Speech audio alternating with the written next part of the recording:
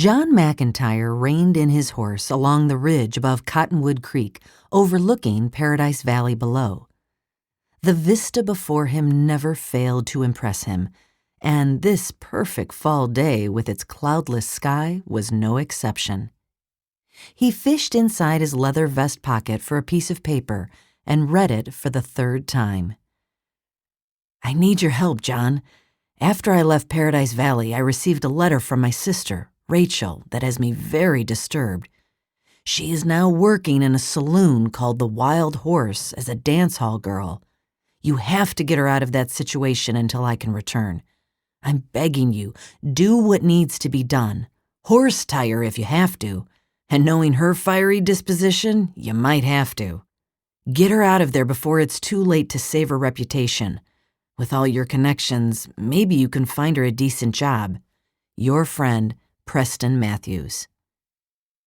John sighed, wishing he didn't have to get tangled up in a situation not of his own doing, and he stuffed the letter back into his vest pocket. He'd known Preston a long time and didn't want to let his friend down. A saloon was no place for Preston's sister. John hadn't seen Rachel since she was a gangly adolescent, and he'd already graduated from high school. Would he even recognize her now? He remembered a time when they'd argued at a church picnic after he didn't want to enter the potato sack race with a girl. She could never take no for an answer. With a gentle tug of the reins, he turned Cutter in the direction of the trail into Cottonwood. He wanted to get this done and get back to his ranch on the outskirts of town as quickly as possible, and he only knew of one way to do it. John made his way through dust-filled Main Street, hearing piano music coming from the saloon long before he reached the hitching post. He dismounted, then stepped aside to let two drunks stagger through the swinging cafe doors. They dissolved into laughter and slapped one another on the back. The odor of liquor was strong, and he wondered how on earth a man could derive any pleasure from imbibing and losing control. He preferred to stay in control, most of the time. He strode into the Wild Horse, his senses assaulted with the buzz of activity and music. There were girls dancing on a small stage, twirling about in scanty satin outfits, their bare legs kicking high into the air while they kept time with the beat of the banged-out notes of the piano. He scanned the room quickly, noticing men oblivious to the dance hall girls while they concentrated on their cards. He was surprised it was crowded this early. It wasn't even dark yet. John looked from left to right at the young dancers' faces until he spotted Rachel. He strode to the stage and in one leap was in the middle of them, ignoring someone who yelled for him to get down.